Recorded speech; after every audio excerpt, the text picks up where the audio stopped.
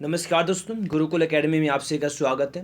दोस्तों, आज हम आप लोग के लिए सामान्य विज्ञान के टॉप 100 क्वेश्चन से लेके आए हैं जो पिछले 15 सालों से बार बार परीक्षा में पूछे जा रहे हैं। फ्रेंड्स, अगर आप लोग किसी भी एग्जाम्स की तैयारी करें जहाँ पे विज्ञान एग्जाम में आती है, railway group D, NTPC, SSCGL, CPU, MTS, CSL, DRDO, MTS, Delhi police, state police, clerk, patwari, ग्राम सचिव, यूपी पुलिस, यूपी लेखपाल, राजस्थान पुलिस, राजस्थान पटवारी, कोई भी एग्जाम है जहाँ पे विज्ञान एग्जाम में आती है, चाहे फोर्स एग्जाम है, सीटेट का एग्जाम और सुपरेट का एग्जाम, कोई भी एग्जाम है जहाँ पे विज्ञान एग्जाम में आती है, सभी एग्जाम्स के लिए फ्रेंड्स ये क्वेश्चंस बहुत ही फायदेमंद रहने वाले हैं, बहुत ही यूजफुल रहने वाले हैं। तो फ्रेंड्स, आपसे रिक्वेस्ट है प्रत्येक क्वेश्चन का आंसर कमेंट बॉक्स में जोड़ दें ताकि जो भी आपके डाउट है साथ में ही क्लियर होते चले जाएं, और वीडियो को अंत तक जरूर देखिएगा और अंत में बताएं कितने क्वेश्चन आपने अटेम्प्ट किए, कितने क्वेश्चन आपने सही किए। अगर आपको वीडियो अच्छे लगे तो प्लीज़ वीडियो को लाइक करें, अपने फ्रेंड्स के पास शेयर करें। जो लोग पहली बार यहाँ पे आए हैं जल्दी से आप लोग फटाफट चैनल को सब्सक्राइब करेंगे, साथ ही बेल आइकन पर भी क्लिक कर लेंगे। और फ्रेंड्स, याद रखना, एक क्वेश्चन का आंसर देने के लिए आपको 5 सेकंड का वक्त मिलेगा, उसके बाद हम आपको आंसर बता देंगे। तो फ्रेंड्स, चलेगा क्वेश्चन स्टार्ट करते हैं। हमारा पहला क्वेश्चन है, परमाणु की प्रभावी त्रिज्या कितनी होती है? जल्दी से बताएंगे फ्रेंड्स, वीडियो फटाफट 5 सेकंड का आपको वक्त मिलता है, और आपसे रिक्वेस्ट है प्रत्येक क्वेश्चन का आंसर कमेंट बॉक्स में देना ताकि जो भी आपके डाउट है साथ में ही क्लियर होते चले जाएं। ठीक है, देखिए यहाँ पे दिया है कि परमाणु की प्रभावी त्रिज्या कितनी होती है।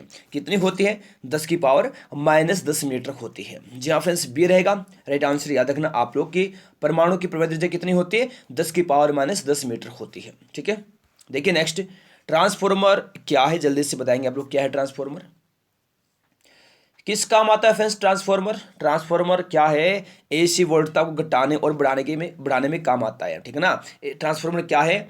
एसी जो करंट होता है उसको घटाने और बढ़ाने में, स्टेप अप और स्टेप डाउन करने के काम में आता है ट्रांसफॉर्मर। ठीक है, तो बी रहेगा राइट आंसर। अगला है कि मैक संख्या का संबंध किससे है? मैक संख्या का संबंध किससे है? जल्दी से बताएंगे आप लोग फटाफट कि मैक संख्या का संबंध किससे है। अगर आपने अभी तक वीडियो को लाइक नहीं किया है, सभी लोग फटाफट वीडियो को लाइक करेंगे, अपने फ्रेंड्स के पास शेयर कर देंगे। ठीक है, सभी लोग फटाफट। देखिए यहाँ पे दिया है, मैक संख्या का संबंध किससे है? वायुयान के वेग से है मैक संख्या का संबंध। ऑप्शन नंबर सी रहेगा दोस्तों राइट आंसर। ये आप लोग याद रखना कि मैक संख्या का संबंध किससे है? वायुयान के वेग से है। ठीक है, सी रहेगा राइट आंसर यहाँ पे, वायुयान के वेग से। ठीक है, देखिए नेक्स्ट, डॉक्टरों द्वारा रोगी व्यक्ति के पेट की आंतरिक अंगों की जांच हेतु प्रयुक्त अंतर्दर्शी प्रकाश की किस तकनीक पर आधारित होती है? जल्दी से बताएंगे आप लोग के डॉक्टरों द्वारा रोगी व्यक्ति के पेट की आंतरिक अंगों की जांच हेतु प्रयुक्त अंतर्दर्शी प्रकाश की किस तकनीक पर आधारित होती है? किस पर? पूर्ण आंतरिक परावर्तन पर होती है। तो फ्रेंड्स, डी रहेगा राइट आंसर। किस पर होती है? पूर्ण आंतरिक परावर्तन पर होती है। डी रहेगा राइट आंसर। देखिए आगे, ग्रहों की गति के नियम को किसने प्रतिपादित किया? ग्रहों की गति के नियम को किसने प्रतिपादित किया? किसने? केपलर ने किया। तो ए रहेगा राइट आंसर यहाँ पे, केपलर। याद रखना आप लोग अच्छे से, केपलर। ठीक है जी, चलिए अगला क्वेश्चन है, 1 माइक्रोन बराबर है, 1 माइक्रोन किसके बराबर है? जल्दी से बताएंगे आप लोग फटाफट की 1 माइक्रोन बराबर है 0.001 mm के बराबर है। तो ऑप्शन नंबर डी रहेगा राइट आंसर। याद रखना आप लोग 1 माइक्रोन बराबर है 0.001 mm के, याद रखना। ठीक है, देखिए नेक्स्ट, देखिए यहाँ पे दिया है कि शून्य में स्वतंत्र रूप से गिरने वाले वस्तु का क्या होता है? जल्दी से बताएंगे आप लोग, शून्य में स्वतंत्र रूप से गिरने वाले वस्तु का समान त्वरण होता है। क्या होता है? समान त्वरण होता है। ऑप्शन नंबर सी रहेगा राइट आंसर, समान त्वरण। याद रखना आप लोग अच्छे से, समान त्वरण होता है। ठीक है, देखिए नेक्स्ट, जब किसी वस्तु का वेग दोगुना हो जाता है, जब किसी वस्तु का वेग दोगुना हो जाता है तो इसका क्या होता है? जल्दी से दोस्तों आप लोग बताएंगे, जब किसी वस्तु का वेग दोगुना हो जाता है तो इसका संवेग दोगुना हो जाता है। जी फ्रेंड्स, बी रहेगा राइट आंसर। याद रखना आप लोग अच्छे से, जब किसी वस्तु का वेग दोगुना हो जाता है तो इसका संवेग दोगुना हो जाता है। बी रहेगा राइट आंसर। याद रखना आप लोग, जब किसी वस्तु का वेग दोगुना हो जाता है तो इसका संवेग दोगुना हो जाता है। जी फ्रेंड्स, ऑप्शन नंबर बी रहेगा राइट आंसर। याद रखना आप लोग। ठीक है, नेक्स्ट है, बैटरियों में इस्तेमाल होने वाला अम्ल कौन सा है? बैटरियों में इस्तेमाल होने वाला अम्ल कौन सा है? सल्फ्यूरिक अम्ल है। कौन है? सल्फ्यूरिक अम्ल है। ऑप्शन नंबर सी रहेगा राइट आंसर, सल्फ्यूरिक अम्ल। याद रखना आप लोग कि बैटरियों में इस्तेमाल होने वाला अम्ल कौन है? सल्फ्यूरिक अम्ल है। ठीक है, देखिए नेक्स्ट, धोने के सोडे का केमिकल नेम क्या है? धोने के सोडे का केमिकल नेम क्या है? जल्दी से बताएंगे आप लोग। धोने के सोडे का रासायनिक नाम है क्या है? सोडियम कार्बोनेट है जी फ्रेंड्स, बी रहेगा राइट आंसर यहाँ पे सोडियम कार्बोनेट। ये आप लोग दोस्तों अच्छे से याद रखना, सोडियम कार्बोनेट, ठीक है, सोडियम कार्बोनेट। देखिए नेक्स्ट, बेकिंग सोडे का केमिकल फॉर्मूला क्या है? बेकिंग सोडे का केमिकल फॉर्मूला क्या है? जल्दी से दोस्तों आप लोग बताएंगे। बेकिंग सोडे का केमिकल फॉर्मूला है NaHCO3, sodium by carbonate ji friends. Option number सी रहेगा राइट आंसर यहाँ पे सोडियम बाई कार्बोनेट। ये आप लोग दोस्तों अच्छे से याद रखना, सोडियम बाई कार्बोनेट, ठीक है। देखिए नेक्स्ट, नवजात शिशुओं में हड्डियों की संख्या लगभग कितनी होती है? नवजात शिशुओं में हड्डियों की संख्या लगभग कितनी होती है? कितनी होती है? लगभग 300 होती है जी फ्रेंड्स। ऑप्शन नंबर सी रहेगा राइट आंसर। याद रखना आप लोग कि नवजात शिशुओं में हड्डियों की संख्या लगभग कितनी होती है? 300 होती है। ऑप्शन नंबर सी रहेगा राइट आंसर 300, याद रखना आप लोग, ठीक है। देखिए नेक्स्ट, लार में कौन सा एंजाइम पाया जाता है? लार में कौन सा एंजाइम पाया जाता है? जल्दी से फ्रेंड्स आप लोग बताएंगे फटाफट से कि लार में कौन सा एंजाइम पाया जाता है। कौन सा? टाइलिन एंजाइम होता है लार में। तो फ्रेंड्स ऑप्शन नंबर डी रहेगा राइट आंसर। याद रखना आप लोग कि लार में कौन सा एंजाइम पाया जाता है? टाइलिन पाया जाता है। ऑप्शन नंबर डी रहेगा राइट आंसर, टाइलिन, याद रखना आप लोग, ठीक है जी।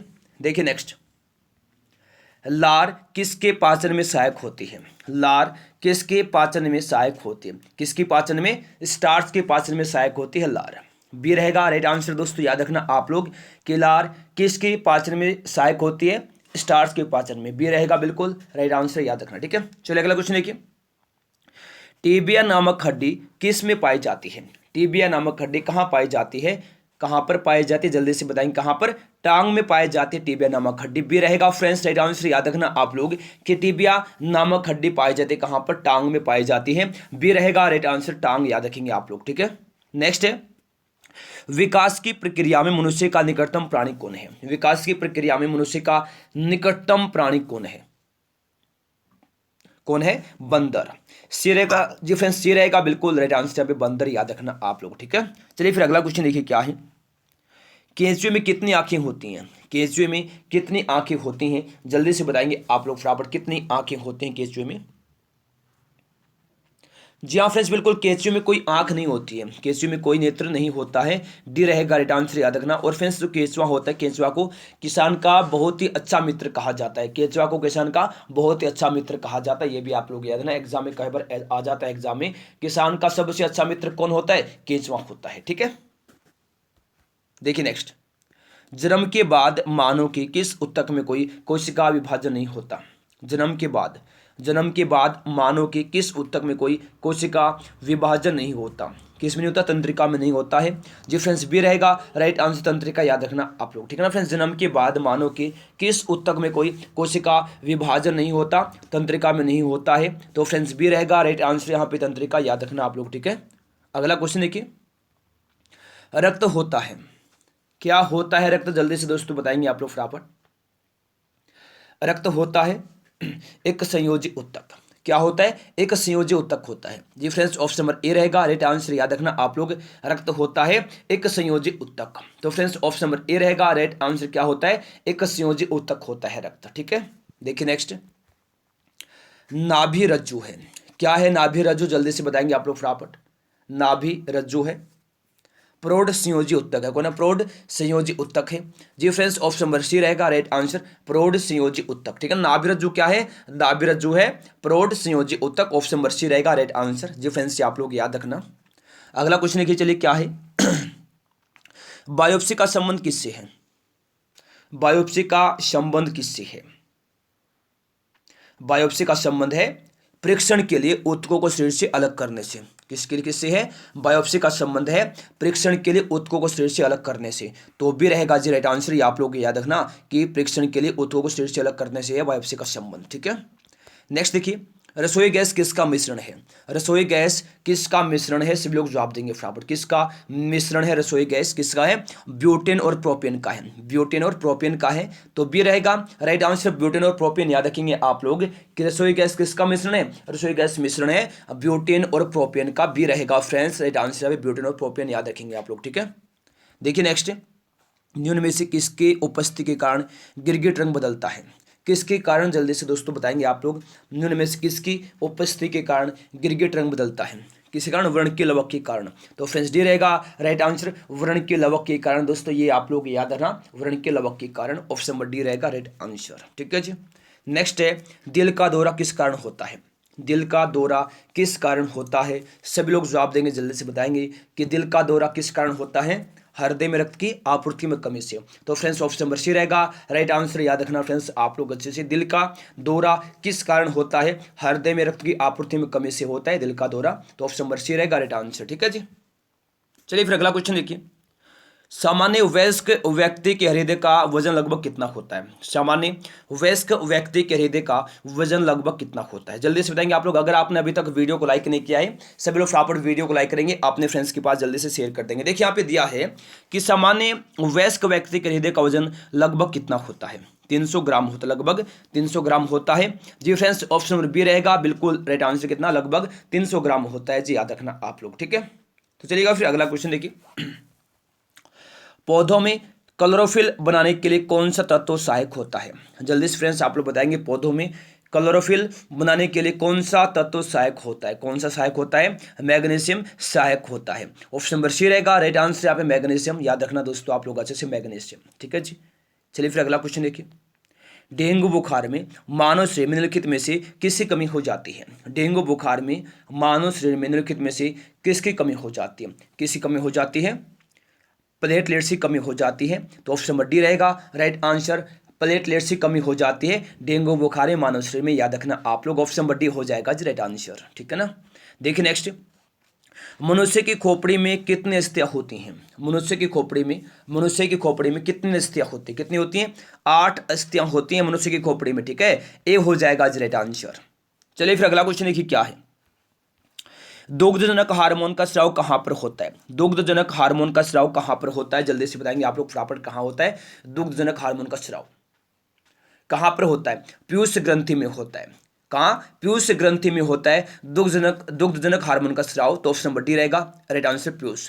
पीयूष ग्रंथि कहां होती है? मस्तिष्क में होती है। यह सबसे छोटी ग्रंथि होती है, उसको मास्टर ग्रंथि भी कहते हैं। ये भी आप लोग याद रखेंगे, क्या कहते हैं? मास्टर ग्रंथि भी कहते हैं पीयूष ग्रंथि को। ठीक है, चलिए फिर अगला क्वेश्चन देखिए, WBC का मुख्य कार्य क्या है? व्हाइट ब्लड सेल्स का मुख्य कार्य क्या है? क्या है? रोग प्रतिरोधक क्षमता बढ़ाना है। तो ऑप्शन नंबर सी रहेगा राइट आंसर। दोस्तों याद रखना आप लोग के WBC का मुख्य कार्य क्या है? WBC का मुख्य कार्य है रोग प्रतिरोधक क्षमता बढ़ाना।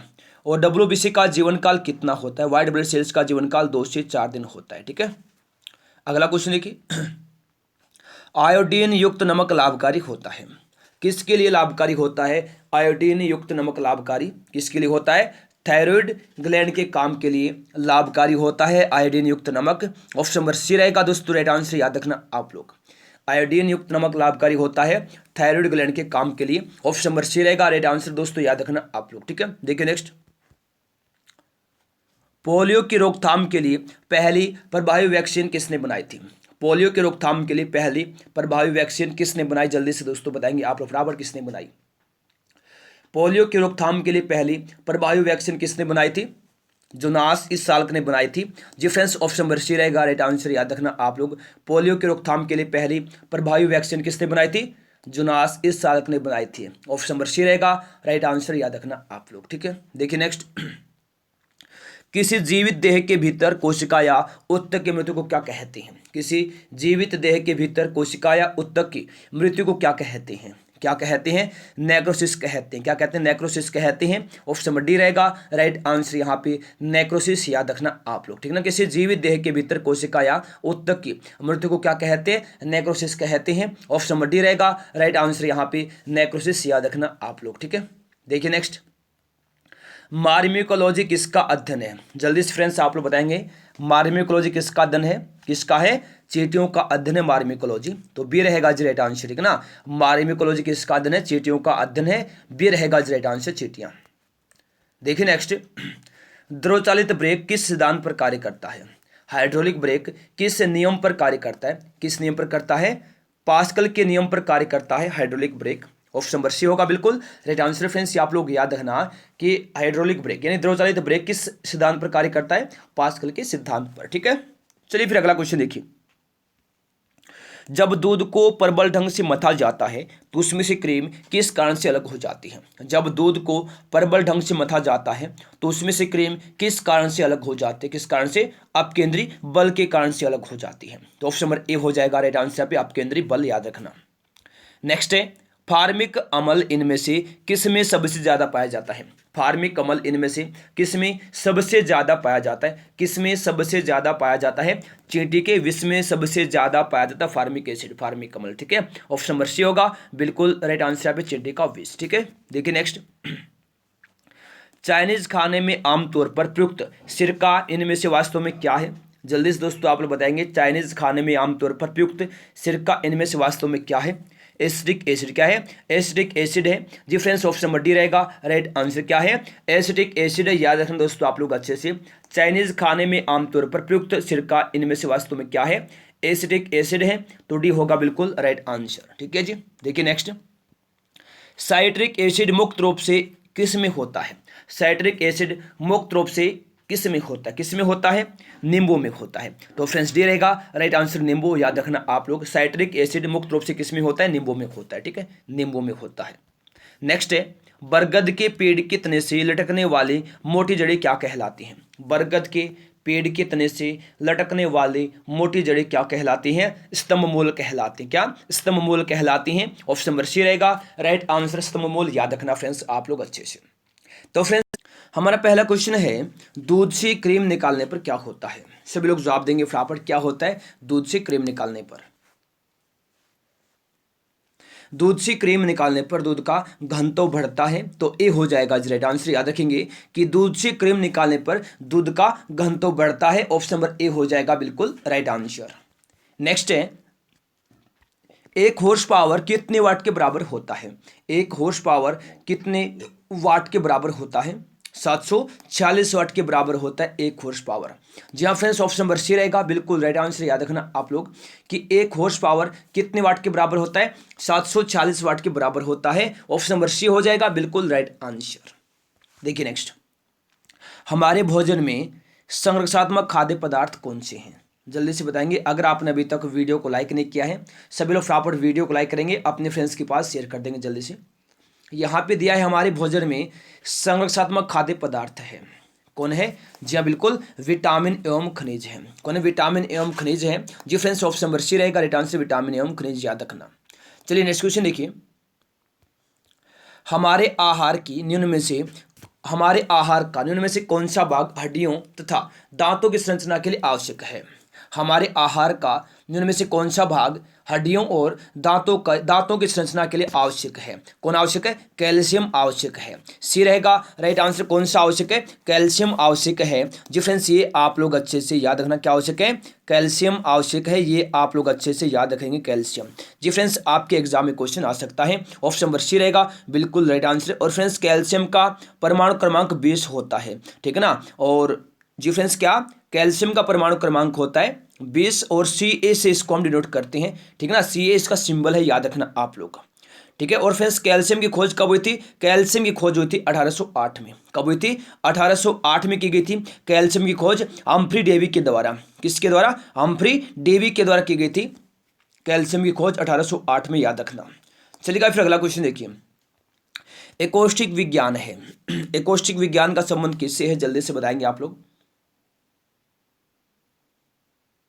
किससे? ध्वनि से है। एकौष्टिक विज्ञान का संबंध ध्वनि से है, बी ऑप्शन हो जाएगा बिल्कुल राइट आंसर, याद रखना आप लोग। एकौष्टिक विज्ञान का संबंध किससे? ध्वनि से है, ठीक है। देखिए नेक्स्ट, प्रकाश तरंग किस प्रकार के तरंग है? जल्दी से बताएंगे जी आप लोग, प्रकाश तरंग किस प्रकार के तरंग है? किस प्रकार की है? अनुप्रस्थ तरंग है। कैसे अनुप्रस्थ तरंग है? ऑप्शन नंबर ए रहेगा राइट आंसर यहाँ पे, अनुप्रस्थ तरंग, याद रखना जी आप लोग अच्छे से कि प्रकाश तरंग किस प्रकार के तरंग है? अनुप्रस्थ है, ए होगा बिल्कुल राइट आंसर, अनुप्रस्थ, याद रखना आप लोग।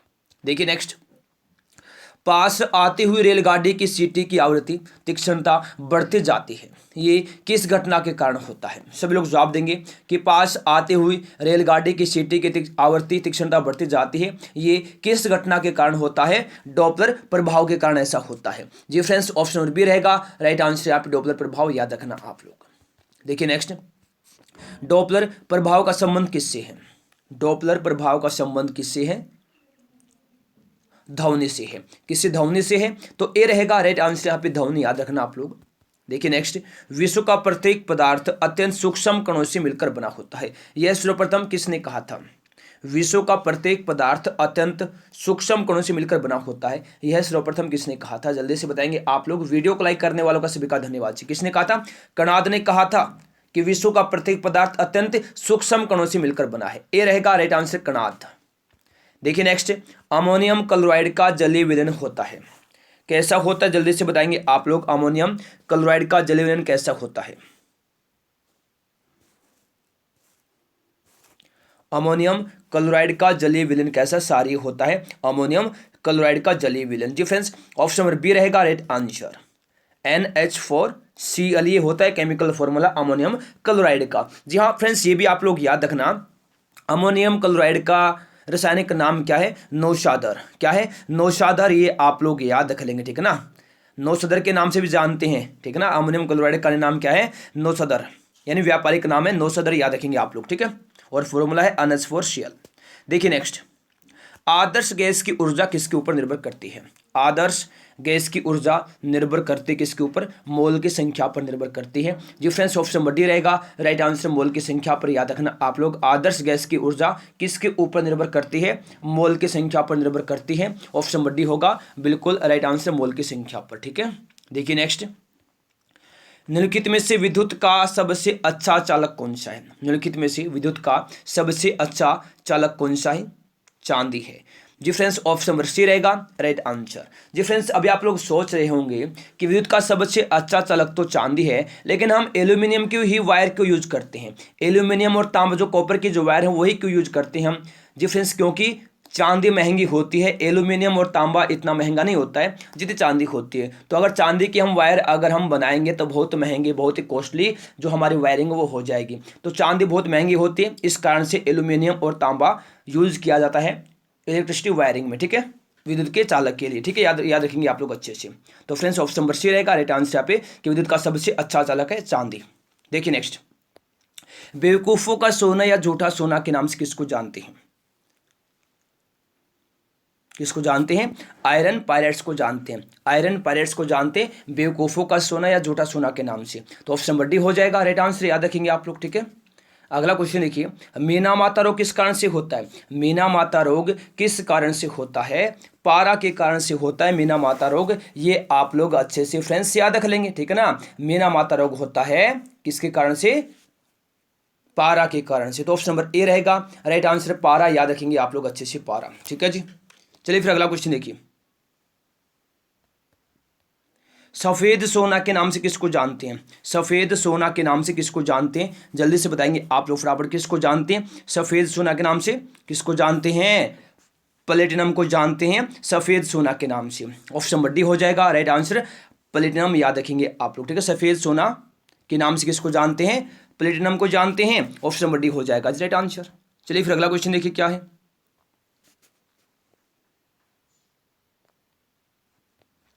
मानव मस्तिष्क कितने ग्राम का होता है? यहां पे दिया कि मानव मस्तिष्क कितने ग्राम का होता है? 1350 ग्राम का होता है मानव मस्तिष्क।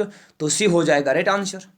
अगला क्वेश्चन देखिए, चलिए, सूर्य की रोशनी से हम क्या प्राप्त करते हैं? सूर्य की रोशनी से हम प्राप्त करते हैं, क्या प्राप्त करते हैं?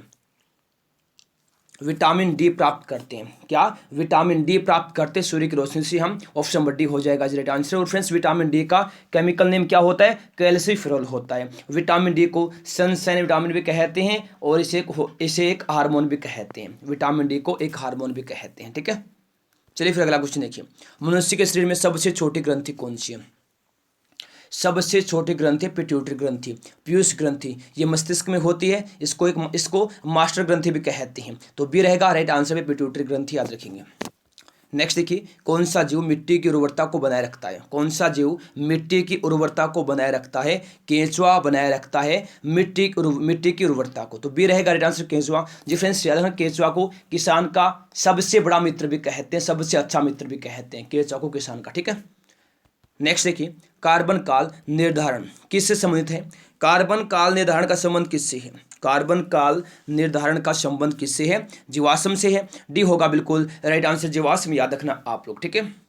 अगला क्वेश्चन देखिए, चलिए क्या है, ठोस कार्बन डाइऑक्साइड को क्या कहते हैं?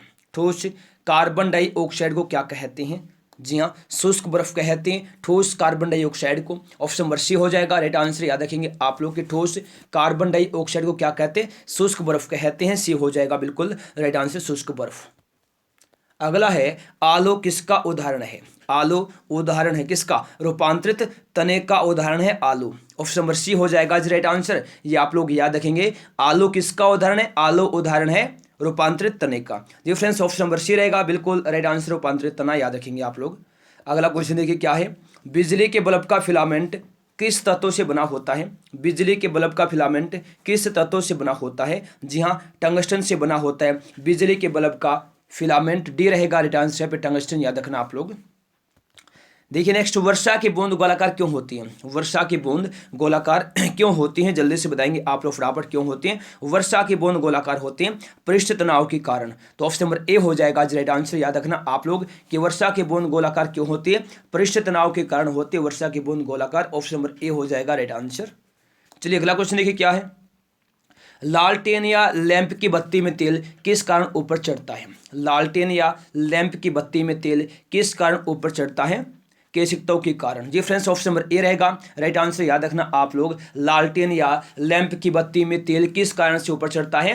केशिकताओं के कारण से। तो फ्रेंड्स, ऑप्शन नंबर ए रहेगा राइट आंसर यहाँ पे, केशिकताओं के कारण याद रखेंगे। ठीक है, चलिए अगला क्वेश्चन देखिए, तड़ित चालक का आविष्कार किसने किया था? तड़ित चालक का आविष्कार किसने किया था? किसने किया? बेंजामिन फ्रैंकलिन ने। जी फ्रेंड्स, बी रहेगा राइट आंसर यहाँ पे, बेंजामिन फ्रैंकलिन। याद रखना आप लोग कि तड़ित चालक का आविष्कार क्या था? बेंजामिन फ्रैंकलिन ने। बी हो जाएगा बिल्कुल राइट आंसर। नेक्स्ट है, रडार का उपयोग किस लिए किया जाता है? रडार का, जी फ्रेंड्स, रडार का उपयोग किस लिए किया जाता है? किस लिए किया जाता है? जहाजों, वायुयान आदि को ढूंढना एवं मार्ग निर्देश करने के लिए किया जाता है रडार का उपयोग। ऑप्शन नंबर सी हो जाएगा राइट आंसर। ठीक है ना, याद रखना आप लोग, रडार का उपयोग किस लिए किया जाता है? जहाजों, वायुयान आदि को ढूंढना एवं मार्ग निर्देश करने के लिए। ऑप्शन नंबर सी रहेगा राइट आंसर। ठीक है जी। अगला क्वेश्चन है, सूर्य की ऊर्जा उत्पन्न होती है किसके द्वारा उत्पन्न होती है? सूर्य की ऊर्जा जल्दी से दोस्तों बताएंगे आप लोग फटाफट। सूर्य की ऊर्जा उत्पन्न होती है नाभिकीय संलयन के द्वारा। बी रहेगा राइट आंसर। यहाँ पे याद रखेंगे आप लोग कि सूर्य की ऊर्जा उत्पन्न होती है नाभिकीय संलयन के द्वारा। तो फ्रेंड्स, बी रहेगा राइट आंसर यहाँ पे, नाभिकीय संलयन, याद रखना आप लोग। ठीक है, देखिए नेक्स्ट, हाइड्रोजन बम आधारित है किसके ऊपर आधारित है? फ्रेंड्स, जल्दी से बताएंगे आप लोग फटाफट की हाइड्रोजन बम किसके ऊपर आधारित है? किस पर आधारित है? बिल्कुल फ्रेंड्स, हाइड्रोजन बम आधारित है नाभिकीय संलयन पर। ए रहेगा राइट आंसर यहाँ पे, नाभिकीय संलयन, याद रखना आप लोग। ठीक है, नाभिक संलयन। देखिए नेक्स्ट, परमाणु बम का सिद्धांत किसके ऊपर आधारित है? परमाणु बम का सिद्धांत आधारित है किस पर? जल्दी से दोस्तों बताएंगे आप लोग फटाफट, किस पर परमाणु बम का सिद्धांत आधारित है? नाभिकीय विखंडन पर। जी फ्रेंड्स, बी रहेगा राइट आंसर यहाँ पे, नाभिकीय विखंडन। याद रखेंगे आप लोग कि परमाणु बम का सिद्धांत किसके ऊपर आधारित है? नाभिकीय विखंडन पर है। तो बी रहेगा राइट आंसर यहाँ पे, नाभिकीय विखंडन, याद रखेंगे आप लोग। देखिए नेक्स्ट, सापेक्ष आर्द्रता मापी जाती है किससे मापी जाती है? सापेक्ष आर्द्रता जल्दी से बताएंगे आप लोग, किससे मापी जाती है? हाइग्रोमीटर से मापी जाती है सापेक्ष आर्द्रता। तो फ्रेंड्स, बी रहेगा राइट आंसर। याद रखेंगे आप लोग की सापेक्ष आर्द्रता किससे मापी जाती है? हाइग्रोमीटर से मापी जाती है। किससे? हाइग्रोमीटर से मापी जाती है सापेक्ष आर्द्रता। तो बी हो जाएगा बिल्कुल राइट आंसर, याद रखेंगे आप लोग। ठीक है जी, चलिए फिर अगला क्वेश्चन देखिए, एक बैरल में कितने लीटर होते हैं? एक बैरल में कितने लीटर होते हैं? जल्दी से बताएंगे आप लोग फटाफट, कितने लीटर होते हैं एक बैरल में? कितने होते हैं? 159 लीटर होते हैं एक बैरल में। तो सी हो जाएगा राइट आंसर। याद रखेंगे आप लोग कि एक बैरल में कितने लीटर होते हैं? 159 लीटर होते हैं। जी फ्रेंड्स, ऑप्शन नंबर सी रहेगा बिल्कुल राइट आंसर, 159।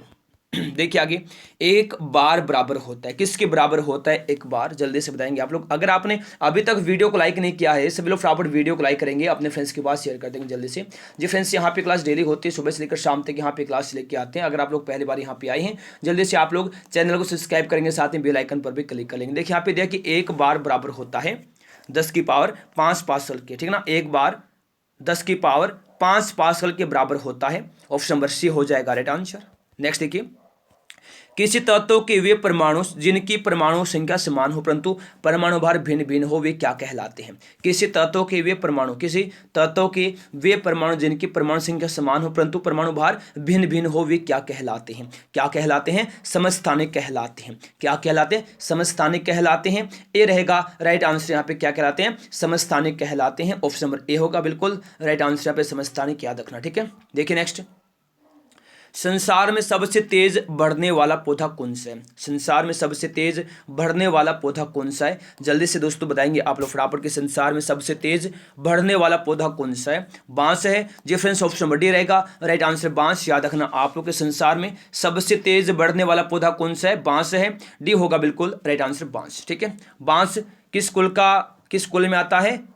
घास के कुल में आता है बांस, ये भी आप लोग याद रख लेंगे। लेकिन यहाँ पे आएगा सबसे तेज बढ़ने वाला पौधा है बांस। ठीक है, देखिए नेक्स्ट, विश्व में सबसे लंबा पौधा कौन सा है? विश्व में सबसे लंबा पौधा कौन सा है? यूकेलिप्टस है। कौन है? यूकेलिप्टस है। तो ये रहेगा राइट आंसर यहाँ पे यूकेलिप्टस, याद रखेंगे आप लोग। ठीक है जी, यूकेलिप्टस।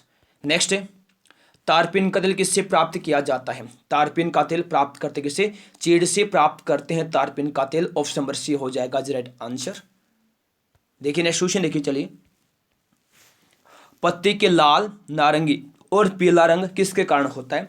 पत्ती के लाल, नारंगी और पीला रंग किसके कारण होते हैं? किसके कारण? कैरोटीनाइड के कारण। जी फ्रेंड्स, ऑप्शन नंबर बी रहेगा राइट आंसर यहाँ पे कैरोटीनाइड, याद रखेंगे आप लोग अच्छे से, कैरोटीनाइड। ठीक है, देखिए नेक्स्ट, किस पादप को शाकीय भारतीय डॉक्टर कहते हैं? किस पादप को शाकीय भारतीय डॉक्टर कहते हैं? किसको कहते हैं? आंवला को कहते हैं। जी फ्रेंड्स, ऑप्शन नंबर ए रहेगा राइट आंसर आंवला, याद रखना आप लोग। किस पादप को शाकीय भारतीय डॉक्टर कहते हैं? आंवला को कहते हैं। ए रहेगा राइट आंसर आंवला, याद रखना आप लोग। ठीक है, देखिए नेक्स्ट, लिटमस किससे प्राप्त होता है? लिटमस किससे प्राप्त होता है? लिटमस प्राप्त होता है किससे? एक लाइकेन से प्राप्त होता है। लिटमस लाइकेन से प्राप्त होता है, डी हो जाएगा राइट आंसर। तो फ्रेंड्स, ये थे आज के हमारे क्वेश्चंस जो अभी कंप्लीट हो चुके हैं। अगर कोई डाउट है शेयर कीजिएगा, सभी के डाउट फ्रेंड्स यहाँ पे क्लियर किए जाएंगे। जो लोग पहली बार यहाँ पे आए हैं जल्दी से आप लोग चैनल को सब्सक्राइब कर लेंगे, साथ में बेल आइकन पर भी क्लिक कर लेंगे। अगर आपने अभी तक वीडियो को लाइक नहीं किया है, सभी लोग फटाफट वीडियो को लाइक करेंगे, अपने फ्रेंड्स के पास जल्दी से शेयर कर देंगे। तो फ्रेंड्स चलिएगा, मिलते हैं अगली वीडियो में, तब तक के लिए गुड बाय, जय हिंद, जय भारत, वंदे मातरम।